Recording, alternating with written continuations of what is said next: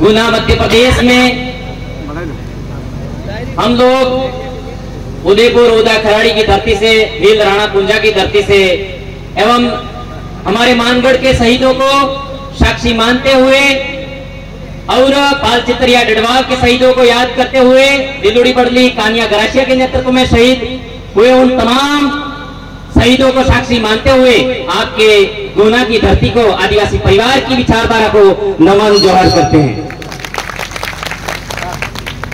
आप लोग हमारे समाज के उत्थान, संवर्धन, शिक्षा, स्वास्थ्य, आर्थिक दृष्टिकोण को ऊपर उठाने के लिए यहाँ उपस्थित हुए हैं, लेकिन कहीं न कहीं बहुत बड़ी विडंबना और भूल चूक हो रही है। मैं ऐसा मान सकता हूं हमारे समाज के बीच में।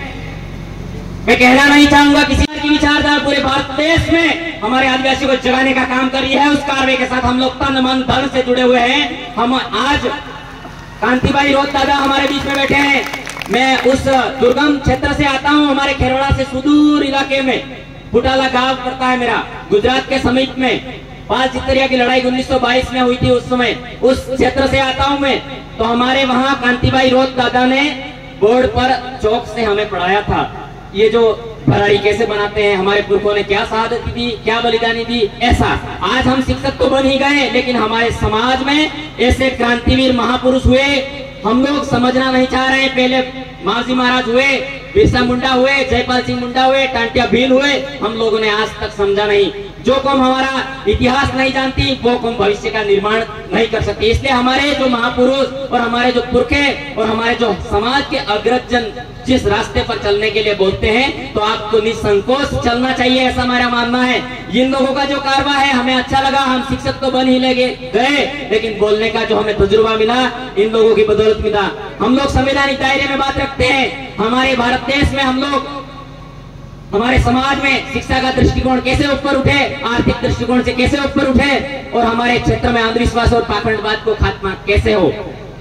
इसीलिए हम लोगों को समझना होगा मेरे साथियों, हम लोग बहुत बड़ी भूल कर रहे हैं। तो आपको मैं बता दूं कि एक क्षेत्र में, हमारे शहरिया क्षेत्र में भी हमारे आदिवासियों को नौकरियों में उनका प्रावधान नहीं दिया जाता है। शहरिया क्षेत्रों को लोगों को जो प्रावधान हो जाते हैं उनको तो मिल जाते हैं, लेकिन हमारे भील भाइयों को वहाँ प्रावधान नहीं दिया जाता है। तो इस बात का विशेष ध्यान दिया जाए, ऐसा मेरा मानना है। और रही बात, हमारे कई महापुरुष हुए, हमारे भूमि के जो अधिनियम बने उनको हमें समझना होगा। जिस प्रकार से संथाल विद्रोह सिंधु कान्हू मुर्मू के नेतृत्व में हुआ, तो हम लोगों ने वो भी नहीं सही ढंग से पढ़ा और उनको भी हमने सरकार में सामने नहीं रखा।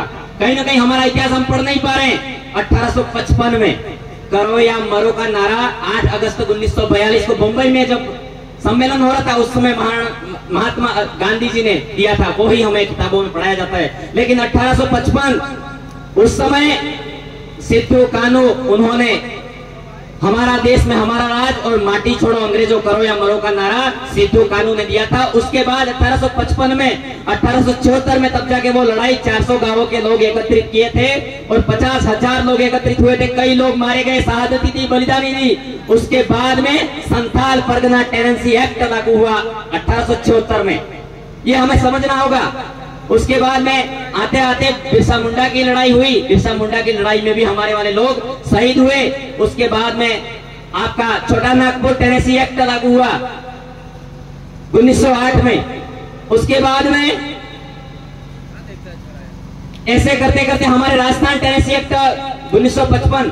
तो हमें इसको समझना होगा, कहीं ना कहीं हम लोग समझ नहीं पा रहे हैं। सही रास्ते पर बताने की कोशिश करते हैं तो हम लोग समझ नहीं पा रहे। इसलिए एक कहावत है कि ये जो हमारे क्रांति दादा और आदिवासी परिवार की विचारधारा के लोग कहते हैं कि आप सही रास्ते पर चलो, नशा मत करो, शिक्षा के दृष्टिकोण को अपनाओ, लेकिन हमारे वाला समाज मानने के लिए तैयार नहीं है। जैसे दो महिलाएं होती है, ये अपने बहरी भी, तो एक औरत होती है वो उड़द होते हैं, उड़द अड़दा विश्वा एक बेच के आ जाती है तो उसके 12 रुपये मिलते हैं, 12 रुपये। तो एक घर पे आके बोलती है कि मेरे 12 रुपये के हुए, तो बेचारी जो ना समझ थोड़ी थी उसको 12 ही याद रहा, तो उसके उड़द थे वो 17 रुपये के हुए, जाके तुलवाए।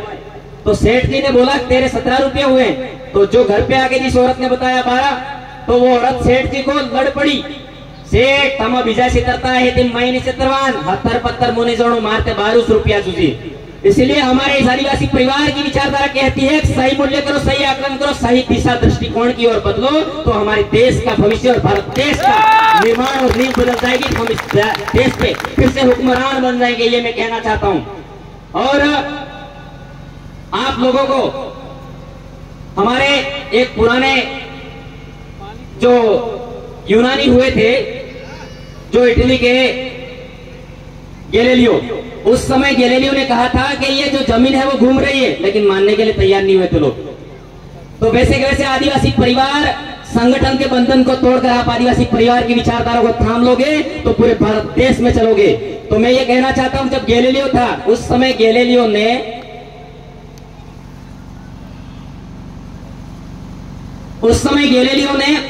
अपना खुद का प्रक्षेपण और टेलीस्कोप से उन्होंने देखा और सर्वे किया और उसने पूरे चर्च और पादरियों के सामने बताया, रोमन जो चर्च था उसके सामने ये बताया कि धरती घूमती है। तो उनके जो अंधविश्वास के जो ग्रंथ बने हुए थे, चर्च के पादरियों के ग्रंथ बने हुए थे, उन ग्रंथों में उस आदमी को सजा दे दी गई कि ये जो झूठ बोल रहा है। उसके बाद में वहां के रोम ने बोला और वहां के वकीलों ने बोला कि गैलीलियो तू कोई बात नहीं, झूठ बोल दे, झूठ बोल दे तो तेरे को सजा माफ हो जाएगी।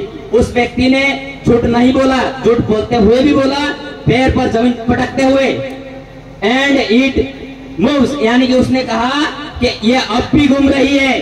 तो उसके बाद उसको आजीवन कारावास की सजा हुई। उसके बाद 350 साल बाद चर्च को पता लगा कि ये पृथ्वी वास्तविक घूमती है, हमने जो गैलीलियो के साथ किया वो गलत किया।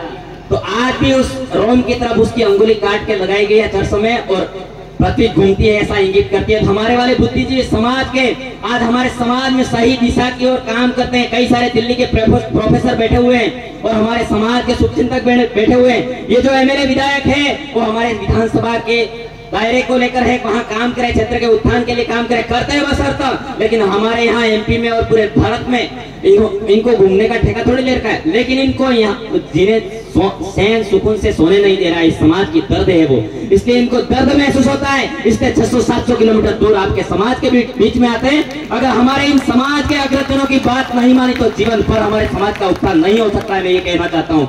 हमारे दादा है जो कांति दादा, आज बीमारी से ग्रसित है, भंवर जी भी हाई डिजीज जो बीमारी होती है, स्किन प्रॉब्लम से जूझ रहे हैं। आज भी इनके वक्तव्य को सुनना है हमें भी, और तमाम लोगों को सुनकर इन बातों को अमल में लाना है मेरे साथियों। और हमारे बीच में दो एमएलए साहब भी विराजे हैं। मैं हमारे एमएलए साहब के समक्ष बात करना चाहता हूँ। आपका सदन विधानसभा सत्र चले उस समय में हमारे जो भाषा है, जो 22 भाषाओं का जो हमारे संविधान में प्रावधान दे रखे हैं, तो 8वीं अनुसूची में भाषाएं जो पहले 14 थी, उसके बाद में 1967 के बाद में जो भाषाएं जोड़ी 22 हुई।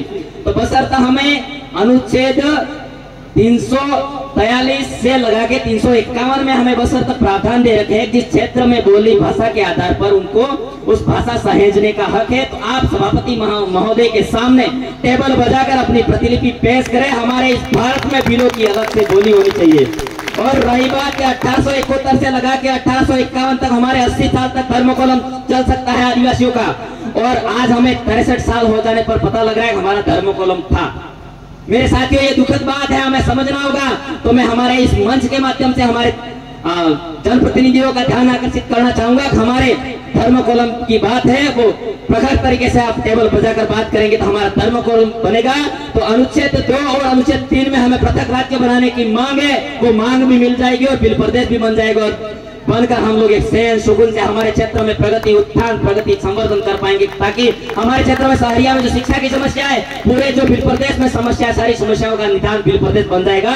तो हम लोग पूरे क्षेत्र में हमारी जनसंख्या के अनुपात में आरक्षण की बात है तो हम लागू कर पाएंगे। कई जाति समुदाय को ऐसा लगता है कि ये लोग बिल प्रदेश बना देंगे, क्या हो जाएगा। हम उन तमाम जाति समुदाय को कहना चाहते हैं, हम आदिवासी इस देश के मालिक हैं, तो हमारा परम कर्तव्य बनता है मालिक के घर में किस तरीके से परिवार को सहेज कर संवर्धन करके रखता है। तो हम लोग जाति ऊंच नीच भेदभाव किए बिना, चाहे मुस्लिम, सिख, ईसाई, समस्त भारत में जितने भी समुदाय है, अगर हमारे बिल प्रदेश टेरिटरी में आते हैं तो आपका सहर्ष सम्मान किया जाएगा, आपको खरोच तक नहीं आएगी। लेकिन हमारे पुरखों की शहादत की और बिल प्रदेश की मांग है, बोलने दीजिए, सबका उत्थान, संवर्धन, सबका कल्याण होगा।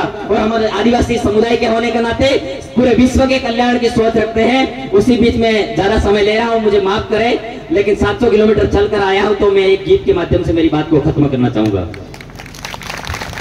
जब ब्रिटिश सत्ता के सामने और राजों रजवाड़ों के सामने अंग्रेजों को भगाने के लिए ये दूसरे लोग थे, ये लोग ने, वो लोग कोई नहीं, सब मानव है, लेकिन कई लोग अंग्रेजों के साथ में हो गए थे। लेकिन हमारे आदिवासियों ने कभी भी किसी की अधीनता स्वीकार नहीं की। हमारे भीली भाषा में हमारे बाप दादाओं ने एक गीत गाया था, वो आपके बीच में रखना चाहूंगा मैं।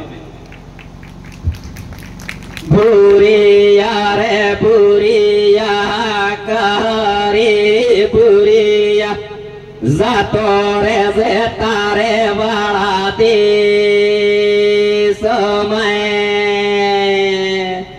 बुरिया हाथ अमिल हाथे जमीन के न पवे बुरिया जातो रे जे तारे वाला दे समय बुरिया हाथी ने आला जमीन तैने आला बुरिया जातो रे से तारे वाला दे समय। बहुत बहुत धन्यवाद। आपका छोटा बेटा होने के नाते आपने सुनने का प्रयास किया। आप सभी का शरीर ऋणी रहूंगा। धन्यवाद। जय जोहार, जय आदिवासी, सभी जाति धर्मों का सम्मान। जोहार। धन्यवाद।